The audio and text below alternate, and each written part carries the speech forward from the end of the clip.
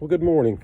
It's cool morning this morning in Alabama, and I just haven't done any videos in a while. I'm recently retired uh, from my job after close to 30 years, and decided to maybe start doing a couple of videos. I've got my channel, but I've never really done very much with it. So this morning I thought it'd gotten down to 27, 28 degrees, something like that, that I would do a cold start on this F-250. And it's 2005. It's got the a 2005-9 Cummins in it with the VP pump, and does a good job. I'm really satisfied. I put the 275 RV injectors in it. Done a few things. It's got an Edge Easy tuner on it, and but just very mild. But I pull a small camper, probably a 24-foot, I think it is, camper with it. Does a great job pulling that camper. And I thought I'd do just a quick video this morning and on a cold start and just talk a little bit about it. So I'm going to be doing a few. I got another truck. I got a 79 F350 that's got a 5.9 12 valve in it with a 6-speed, and I'll be doing some videos on it too. But thought I'd try to do a few, and if you're interested, I'll keep doing them. If not, then probably won't. But here we go. We'll go into this first one. Okay, there's my 2005 F250. I've put some videos on before, but not going into depth a lot on them. But I did want to make one today. It's got down to maybe 27, 28 degrees last night, and wanted to do a cold start on it just to kind of show you how they do. This was 2005. I bought it. The 6.0 engine had gone bad, and someone had pulled the engine out of it. So I bought it with no engine in it. The transmission was still there, but the engine was gone. All I got was a few pieces. Since I've had it, I've replaced the radiator. The top cracked in the factory radiator, so I put an aluminum radiator in it. The degas bottle, I've had to replace it because of a crack. Everybody knows that these things are notorious for cracking those. Tried to keep as much as the forward parts that I could with the batteries and the radiator shroud and those types of things. But as you know, there's a lot of things has to change in order to do this. The truck's got, I think, in the neighborhood of maybe 175,000 on it. 177,000 on it. Runs out good, drives out good. We'll do a cold start on it.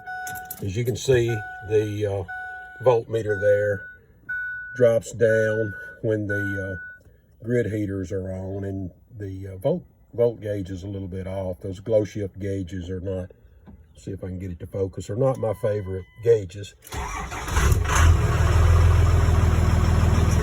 But there you go. Fires right up. They'll continue to cycle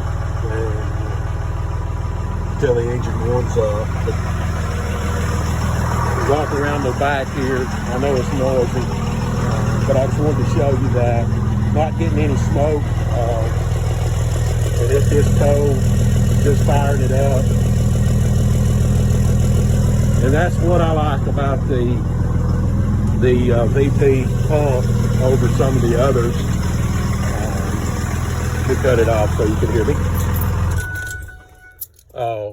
It prevents that smoking when it's cold. I've got a 12 valve in a 79 model, and I'll do a video on it soon. But it doesn't smoke when you fire it up like that white smoke. It burns clean. So I did this one several years ago. Used D-stroke parts and was very satisfied. I know there's a lot more out there now to pick from, but when I did this one, there was only maybe a couple of places that you could get the adapter plate. But been very pleased with the parts, and haven't had any issues. I did have to go back and change out the torque converter.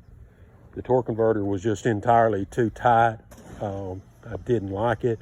It just, you set at a red light, it was just pawing ready to go at a red light. So I did change that out, and thanks to Randy Gillum, he put me on the guy that can build these converters and build them right, and it operates really good now. Larry Barnett, I believe that's how you pronounce his last name, Barnett, did me a great job. I didn't know him, hadn't done any business with him. It was just strictly off of the Fummins trans tuning, and I bought an HP tuner, and kind of with the help from Randy and a few more on that Facebook page, through their ideals and some of my own, put this thing together, but got it shifting really, really good. I am pleased with it. I'm sure there's people out there that can probably make it do a little bit better than what I've done, but I'm really satisfied with it now. But if you've got any questions about what I did, how I did it, and or why I did it, you know, you can give me a you can reply down there on this and ask me any questions, and I'll do my best to answer it.